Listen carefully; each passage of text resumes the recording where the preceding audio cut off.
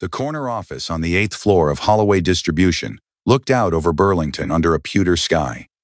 Claire Holloway stood behind the walnut desk, both palms flat on the wood, her chin lifted half an inch.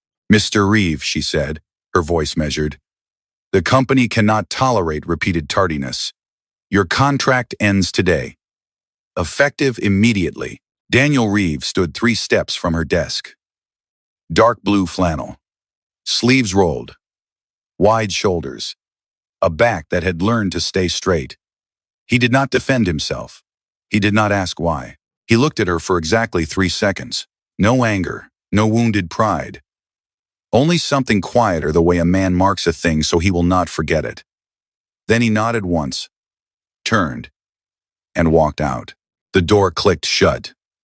Claire stood very still, and for the first time that morning her fingers tightened against the wood for reasons she could not name. To understand why he did not say a word, we have to go back 7 hours.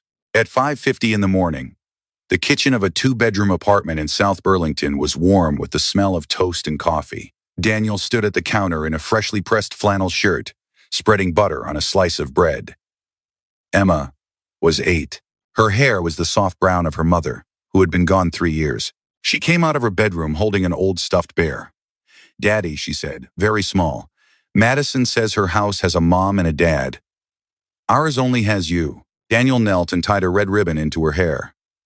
"I am going to stay long enough today for every kid in your class to see that your dad exists. Okay?" Emma nodded and put her arms around his neck. At 7:15, Burlington Elementary's gym was loud with donut boxes and the laughter of 30 fathers. Daniel sat beside his daughter, splitting a glazed donut.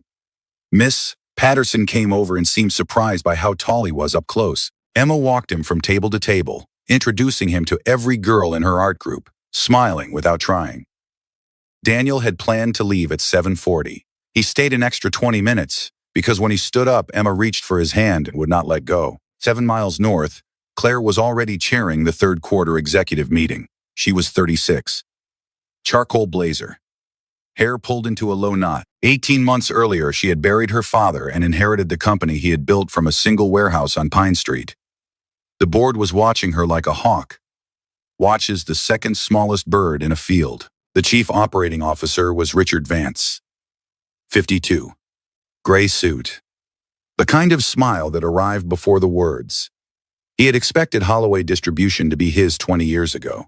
Halfway through the meeting, he slid a printed spreadsheet across the table. "A small matter, before we discuss the restructuring," he said. "One of our operations supervisors has logged 14 late arrivals in the past 3 months. Daniel Reeve. If we cannot enforce discipline at the warehouse floor, I am not sure how we expect to convince the board on the larger restructuring plan."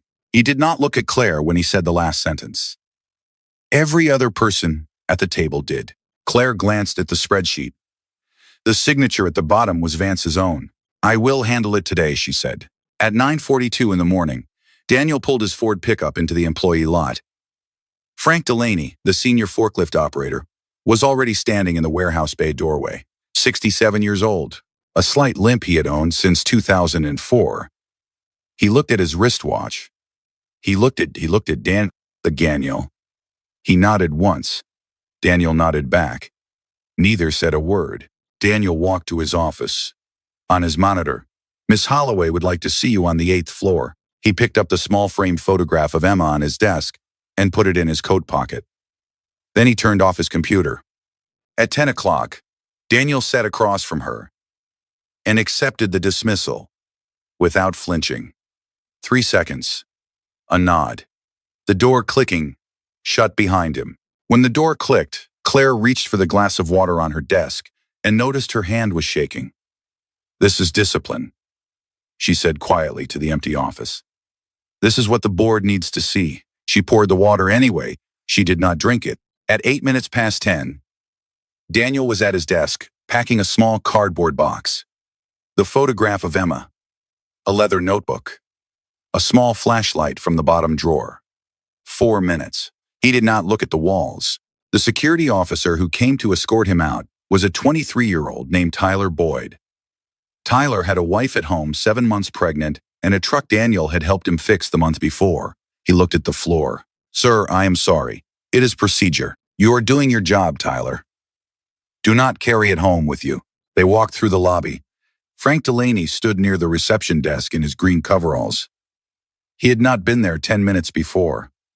When Daniel passed, Frank did not move.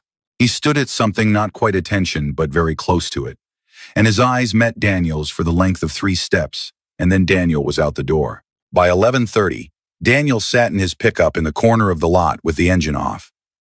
He took a napkin from the glove compartment and wrote 3 numbers on it. $11,000 in savings, 3 months of rent, Emma's art class through June. He folded the napkin into his wallet and drove to Lake Champlain. He sat on a bench at the waterfront for 2 hours. The lake was flat and gray. He did not cry. He had cried out everything he was going to cry 3 years ago. When the hospice nurse touched his shoulder at 3 in the morning, he called his mother-in-law in Stowe and asked her to keep Emma for the night. He said he had paperwork at the old office. He had no old office anymore. At 1:15, Richard Vance walked into Claire's office and clapped his hands once. "Well done, Claire. The board will see you have backbone." Claire nodded without looking up. At 6:30, she sat through dinner with 2 board members in Shelburne. The rain started before the entrees came. By 7:30, it was coming down in sheets. She drove north alone on Route 7, the wipers working hard. At 7:52, the check engine light came on. The engine coughed once, twice, and died. She coasted onto the shoulder under a streetlight that had burned out the previous winter and never been replaced. She tried the ignition. Nothing. Roadside assistance. 90 minutes. Her phone said 14%. 1 bar. She stepped out and waved at the headlights coming north. A white Toyota passed. A pickup with a kayak. A family SUV. A semi. She counted without meaning to. 23 vehicles. Her hair stuck to her neck. Her Christian Louboutins had sunk an inch into the mud. The wool of her blazer had stopped being wool an hour earlier.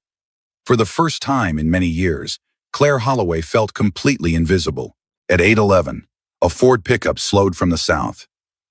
It stopped on the gravel 5 meters from her. The driver's door opened. The man who stepped out wore a dark blue flannel shirt. The headlights caught the shape of his shoulders before they caught his face. Daniel saw her first. She saw him half a second later. Neither moved. 3 seconds, on the shoulder of Route 7. That stretched as long as the entire morning. The same look. The same 3 seconds. But this time, she was the one who could not speak. He walked toward her through the rain. He did not hurry. The walk of a man who had been through worse nights than this. He stopped 2 steps away. "How long has it been off, ma'am?" 25 minutes. Her voice came out flatter than she wanted. Roadside said 90 more. He nodded. He walked around to the hood and propped it open, and stood under it for a minute and a half with his own phone flashlight. Not hers. "Fuel pump. Cannot fix it on the shoulder. I will take you back to the city. Get a tow in the morning. I can call an Uber. There is no Uber on the stretch, ma'am. Trust me." He shrugged off his Carhartt jacket, the only thing he wore over his flannel, and held it out to her. She did not take it. "Daniel, you do not have to put it on, ma'am. You are soaked through." He did not look at her when he said it. His eyes stayed on the headlights passing in the other lane. She put the jacket on. It was still warm. She climbed into the back seat. The front passenger seat was already occupied. A child, 8 years old. Cheeks flushed with a low fever. A fleece blanket printed with small horses pulled to her chin. Her head rested against the window glass. On her lap, folded once, was a piece of construction paper. 3 figures in a garden. A tall man. A woman with long hair. A small girl holding sunflowers. "This is Emma," Daniel said as he climbed in. "She is a little warm. I picked her up from her grandma's an hour ago." Claire did not answer. She looked at the sleeping child through the gap in the seats. A strand of hair had fallen across the girl's cheek. "This child should be asleep at her grandmother's right now if this morning I had not." Claire stopped the thought. She turned her face to the window. For 18 minutes, Daniel drove more carefully than the road required. 5 miles under the limit. No hard stops. No sharp turns. The radio was off. There was only the sound of rain on the windshield and the steady rhythm of the wipers. Claire sat in the back and held the collar of the Carhartt jacket against her face. It smelled like fabric and a faint trace of motor oil and the deep, honest smell of a man who worked for a living. None of the closets in her apartment held a coat that smelled like anything at all. She did not cry. She sat with a question growing larger in her chest. What did I do this morning? Who is this man? At 8:38, he stopped the pickup outside her building on Battery Street. He did not turn off the engine. Emma was still sleeping. Claire opened the door and reached for the jacket. Keep it for now, ma'am. Give it back next week. If you have time. He said the last sentence without realizing what he had assumed, that there would be a next week, that there would be a time. She nodded. She stepped out. Before she shut the door, she said the only sentence she said the entire ride. Thank you, Daniel. He nodded once. He drove away. The taillights of the pickup dissolved into the rain.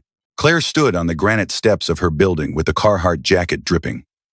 She did not go inside. She stood there watching the corner where the pickup had turned for 20 seconds. Then she did something she had not done in the 18 months since her father's funeral. She sat down on the wet stone steps in a $1,000 blazer. And she cried. She did not know it yet. But when she walked into her office in the morning, everything she thought she understood about that man would collapse. She did not sleep. At 6 in the morning, she was already in the elevator going up to the 8th floor. The Holloway Distribution Advisory Board met 4 times a year.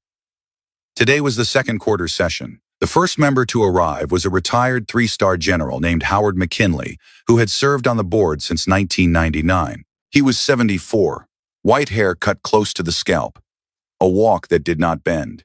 He stepped out of the elevator and paused at the digital staff directory mounted by the reception desk. The screen rotated through recent updates, new hires, promotions, and a card that read, Contract terminated Daniel Reeve, operations. The general stood and looked at the screen for 10 seconds. He did not move. Then he turned to the receptionist. Young lady, does Miss Holloway know who this man is? The receptionist blinked. I am not sure I follow, sir. That will be the answer, he said. Please tell her I would like to see her before the board meeting. In private. 6 miles south, Daniel sat at his kitchen table with a mug of coffee that had gone cold. Emma was at the small desk by the window, drawing. He had not told her yet that he had lost his job. He would tell her that evening. He had decided. He just had not figured out the words. 20 minutes later, in the corner office where she had fired Daniel the day before, Claire sat across from General Howard McKinley. He did not take coffee. He folded his hands on his knee. Miss Holloway, the man whose name was on your termination screen this morning. Lieutenant Colonel Daniel Reeve, United States Army, Logistics Corps. I personally signed 2 commendations on his record. In 3 years of operations at Bagram, the units under his command did not lose a single supply convoy. Not one. He volunteered for a tour nobody asked him to take because his wife was dying and he wanted to finish his service before she ran out of time. I am certain you had reasons for terminating him. I would like to understand them. Claire's mouth opened, closed. General, I had attendance records. I would like to see them. She slid the spreadsheet across her desk. Richard Vance's signature at the bottom. The general looked at it for a long moment. He did not say anything about it. He set it down. Miss Holloway, I served 41 years. I have learned to recognize the difference between a man who is late because he is careless and a man who is late because he was somewhere doing the right thing. I would suggest before this board meeting that you verify these numbers yourself. Not through your chief operating officer. He stood. He buttoned his jacket. At the door, he paused. Your father hired me for the same reason he hired Reeve. He could read a man's posture. He trusted what he saw. I would encourage you, Miss Holloway, to trust what you saw last night. He left. Claire sat alone with the words last night turning over in her head, a slow, cold understanding climbing her spine. She buzzed her assistant. Get Margaret Doyle from HR. Tell her, I need every raw attendance record for Daniel Reeve, not the summaries, the raw data.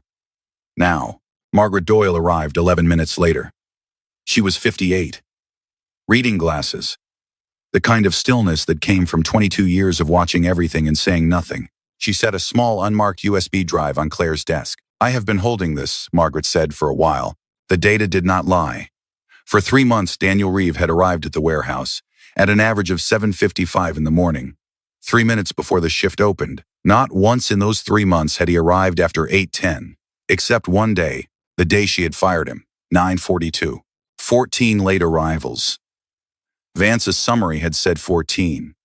The raw data showed exactly 1. Claire pulled up the system access log.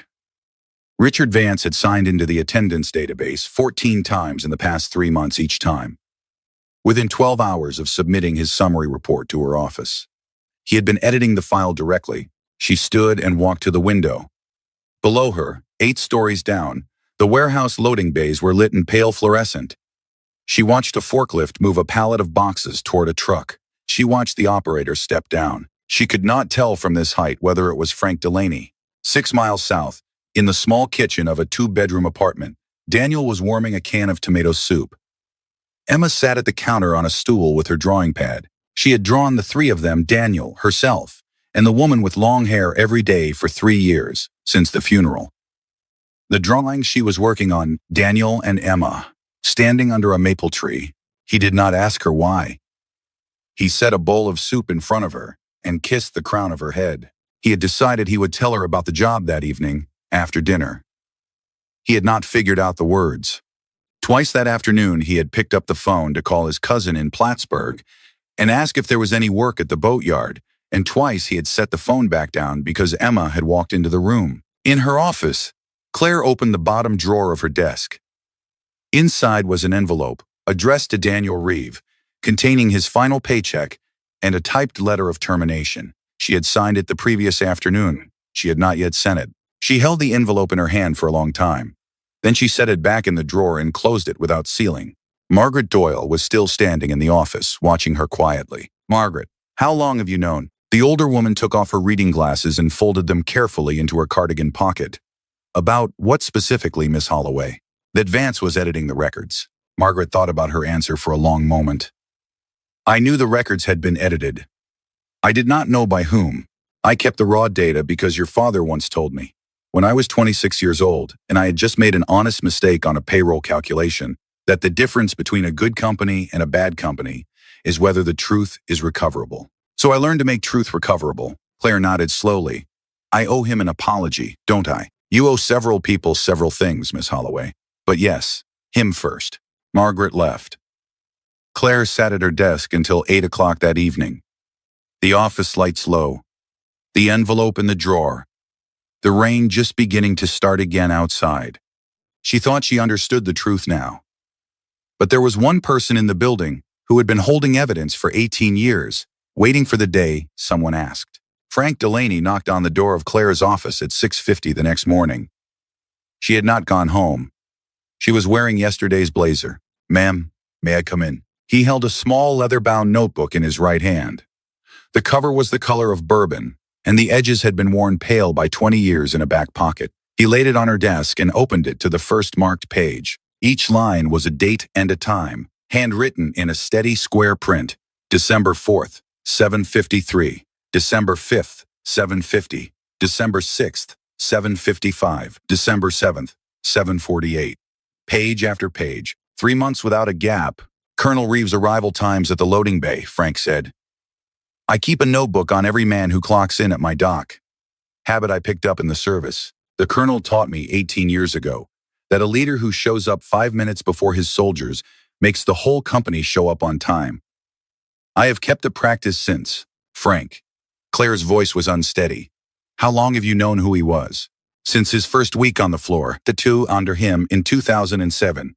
He pulled me out of a wrecked Humvee outside Mosul on a road I should not have been driving on. He recognized me on his first day at Holloway. He asked me to keep his record to myself, ma'am.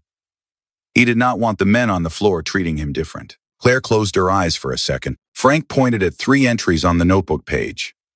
"These 3 days. The 14th, 15th, and 17th of last month. He took my night shifts because my knee had gone out again. Each one of those days I worked the morning shift in his place, and he worked all night, and then he stayed for the morning audit. Those 3 days are in Mr. Vance's summary as late arrivals. He did not arrive late, ma'am. He arrived 12 hours early. He closed the notebook and set it on her desk. Ma'am, I have been ready to give that testimony for 18 years. I just needed someone to ask. He turned to leave. At the door, he stopped. Ma'am, one more thing. The colonel never told me his wife had passed. I only learned because his daughter wore a butterfly pin to the company Christmas party. Same pin her mother used to wear in the photographs he keeps in his office. He saw me notice it. He did not say anything. He just nodded. That was the only conversation we have had in 3 years that was not about work. He let himself out without waiting for a reply. Claire reached for her phone. Howard Schultz. He is the family lawyer. I need to see him this morning. By 10 o'clock, the IT director had confirmed the access log. Vance had been editing the attendance file for 96 consecutive days. By 11, the corporate counsel had a list of disclosures Vance had failed to make about his 8% stake in the third-party logistics contractor. He had been quietly arranging to take over Holloway's restructuring contract. At noon, Claire took her phone to the window and dialed a number she had pulled from Daniel's employee file. He picked up on the third ring. This is Reeve. Daniel, it is Claire Holloway. I would like to come by your apartment this afternoon. There are things I need to say to you in person. If that is all right. A pause. 3 seconds. The pause she was beginning to recognize as the way he thought before speaking. Yes, ma'am.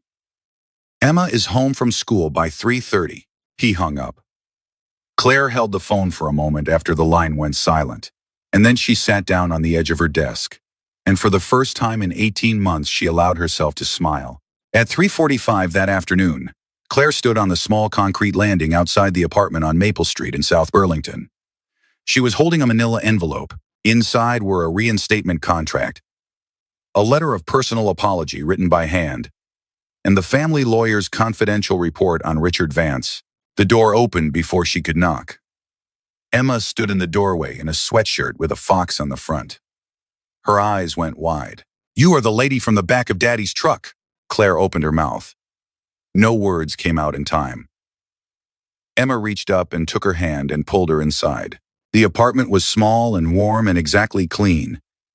A couch with a folded blanket. A kitchen table with 2 chairs. A row of framed school photographs on a shelf. On the refrigerator, held by magnets, were 30 children's drawings in a neat grid. 29 of them showed 3 people. A man, a woman with long hair, and a small girl. The 30th tape just that morning to the very center of the door showed 2 figures under a maple tree. Daniel came out of the kitchen drying a dish with a towel. He saw her. He did not look surprised. He folded the towel over his shoulder. Miss Holloway. Claire. Claire. He gestured at the small dining table. She set the envelope down. She sat. Emma sat on the floor with her drawing pad and began coloring without looking up. Daniel. The records were falsified. All of them. Vance was editing the database personally. He has also been planning to route the restructuring contract to a logistics firm he owns 8% of. I have a board meeting Monday morning. He does not know yet that I know. She slid the envelope across the table. Daniel did not pick it up. I came here, she continued, not because the board is going to demand I clean this up. Not because General McKinley is watching me. I came because you deserve to hear the apology from the person who did it. In your home. Without an audience. Daniel looked at her for a long moment. He did not pick up the envelope. I will make tea, he said. He went to the kitchen. Emma looked up from her drawing pad and patted the carpet next to her. Claire, who had not sat on a floor in 15 years, who had attended dinners at the governor's mansion and the World Economic Forum, and once, briefly, the White House slid out of her shoes and sat down on the floor of a small apartment in South Burlington. Emma showed her each drawing in order. The man was Daddy. The woman with long hair was Mommy, who lived in heaven now. The small girl was Emma. She had been drawing all 3 of them every day until last month. Last month, she had started drawing only 2. She had not told her father why. Why did you stop? Claire asked quietly. Emma considered the question with the seriousness of an adult. Mommy is still real. She is just not here. I did not want Daddy to be sad. Claire's eyes filled. She blinked them clear. From the kitchen came the small, ordinary sound of a man pouring boiling water into 2 cups. Then Daniel was standing in the doorway, with the tea in his shoulder against the frame, watching them sit on the floor together. He did not say anything. He just stood there for a moment, holding the 2 cups. Then he set one down on the table beside the manila envelope he still had not opened. And he sat down on the floor next to his daughter. And the 3 of them stayed there until the tea went cold. When Emma finally fell asleep on the carpet with her cheek on her drawing pad, Daniel lifted her without a sound and carried her down the hallway to her room. Claire stayed on the floor. She listened to him close the door and turn on a nightlight. He came back and stood in the doorway, looking at her sitting there with the empty teacups at her knees. "You did not have to apologize in person," he said. "I would have read the letter." "I know," she said. He nodded. He did not say anything else. He did not have to. The boardroom on Monday morning was full at 7 o'clock. The 9 members of the Holloway Distribution Board sat around a long oval table of polished oak. General Howard McKinley sat at the far end. Richard Vance sat at Claire's right hand in a charcoal suit with a new pocket square. He smiled at her as she took her seat. She did not smile back. "Before we discuss the third quarter restructuring," Claire said, "I have a personnel and disclosure matter I would like to bring to the board's attention." She nodded to the projector operator. The first slide came up. Raw attendance data. 3 months, sorted by day. The second slide, the system access log. 96 edits, all from one administrative account. The third slide, the badge number of that account. Richard A. Vance. "That is a forgery," Vance said. "Anyone in IT could have made those edits and assigned them to my account." The fourth slide came up. A scanned page from a leather-bound notebook in a careful square handwriting. The fifth slide. Vance's holdings in a Delaware-registered logistics firm. 8%. Undisclosed for 14 months. The firm currently bidding on the restructuring contract. "Lies," Vance said. He was no longer smiling. "The testimony of a warehouse worker has no legal standing." The door at the back of the boardroom opened. Daniel walked in first, in a dark blue flannel shirt and the same Carhartt jacket Claire had returned to him an hour earlier. Behind him came Frank Delaney, in a green coverall, freshly pressed. Behind them came General Howard McKinley, who had stepped out to the hallway 5 minutes before, for what he had said was a phone call. The general did not sit. He remained standing at the back of the room. "Ladies and gentlemen of this board," he said, his voice quiet. Sergeant First Class Frank Delaney served 22 years in the United States Army. The testimony of Sergeant Delaney concerning Lieutenant Colonel Daniel Reeve, under whom Sergeant Delaney served in combat, is, to me, a legal document. I will sign an affidavit to that effect before I leave this building today. Vance stood up to speak.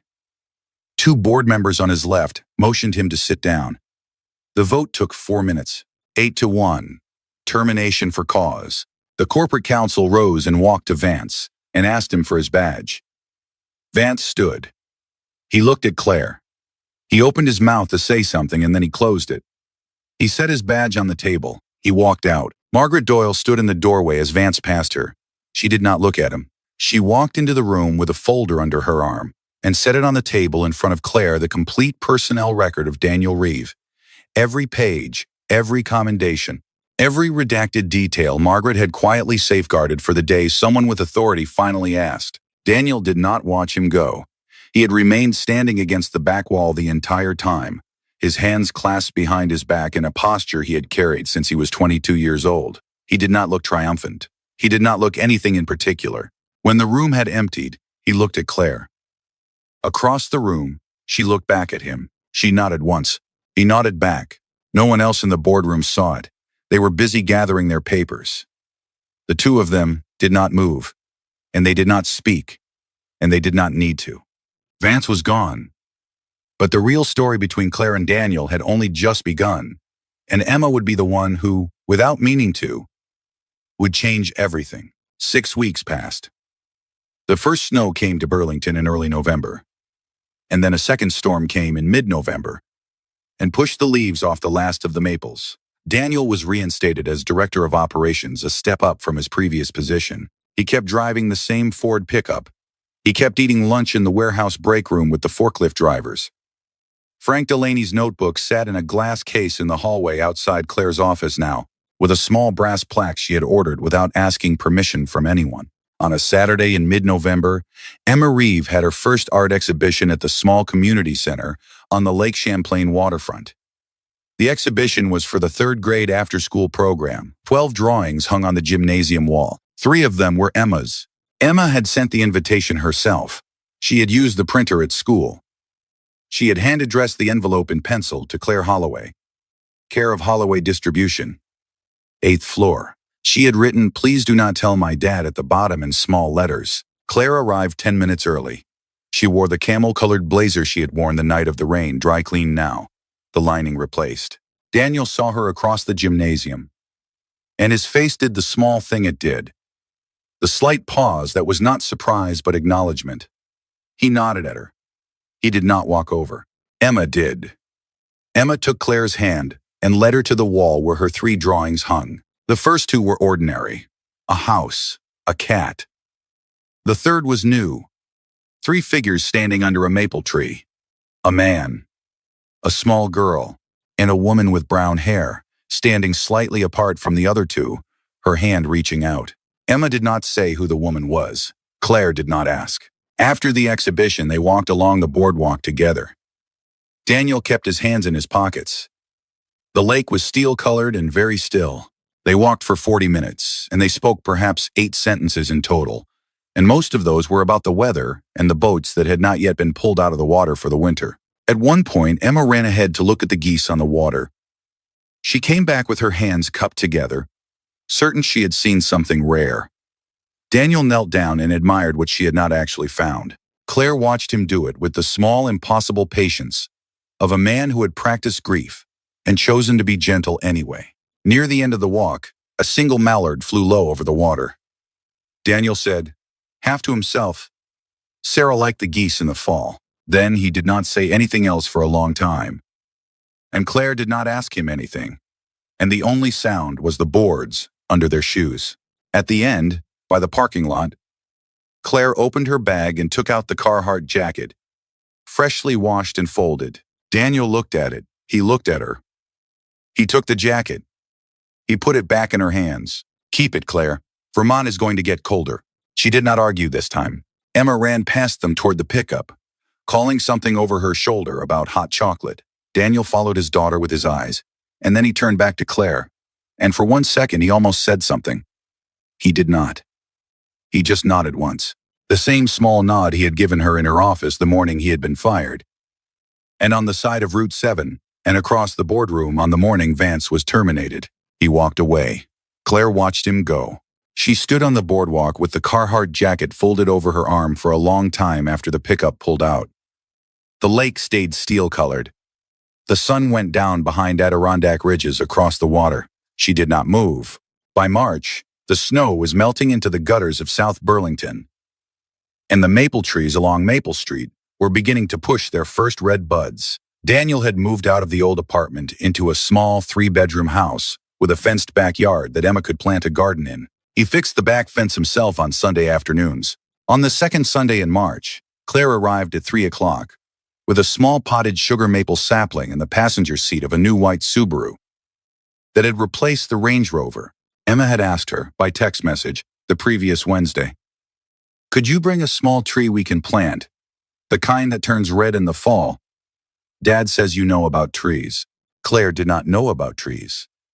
She had spent an hour at the nursery in Williston that Saturday, and she had asked the man behind the counter to pick the sturdiest sapling he had. She and Emma planted it in the corner of the backyard against the south fence. Emma patted the soil down around the trunk with both small palms. Daniel watched them through the kitchen window as he washed the lunch dishes. In 6 months, no one had given the thing they had a name. There had been no date, no declaration, no kiss. Claire arrived on Sundays. Sometimes she stayed for dinner. Sometimes she helped Emma with her reading homework. Once, on a Saturday, Daniel had fixed a misaligned cabinet door in Claire's apartment, and Claire had made spaghetti for them in his kitchen, and Emma had set 3 plates without being asked. General Howard McKinley had retired from the board in February, At his retirement dinner, he had pulled Claire aside in a quiet corner of the dining room and put a hand briefly on her elbow. Your father would be proud of you and of your choices. That afternoon, when Emma had finished patting down the soil, she stood up and looked at Claire and asked a question with the directness of a child who has been thinking about it for several weeks. Are you staying for dinner? Claire looked toward the kitchen window. Daniel was standing inside, drying his hands on a dish towel. He met her eyes through the glass. He gave a small nod. She nodded back. That evening, the three of them sat around the small round table in the kitchen of the small house in South Burlington. Daniel cut a loaf of bread. Emma told a story about a girl in her class who had brought a turtle for show and tell. Claire reached over and passed the butter dish. There was a candle on the table that Daniel had not lit on purpose. Emma had lit it before dinner because she had said the table looked too bare. The light was yellow and ordinary. The three of them ate. Halfway through dinner, Emma asked Claire if she knew how to braid hair. Claire said she had not braided anyone's hair in 20 years. Emma climbed down from her chair and stood in front of her, and turned around without negotiating and waited. Daniel watched from across the table without smiling and without looking away, his bread knife resting on the edge of his plate. Claire braided her hair. It was uneven. Emma did not care. She turned around and inspected her reflection in the dark window over the sink and pronounced it good. No one said the word love. No one said the word family. No one said anything in particular. Daniel poured a second glass of water for his daughter. Claire reached for the salt. Emma laughed at something the candle did. Outside, in the corner of the yard, a small sugar maple stood in soft dirt and waited for April. Neither of them had been looking. That was the only reason they could trust that it was real.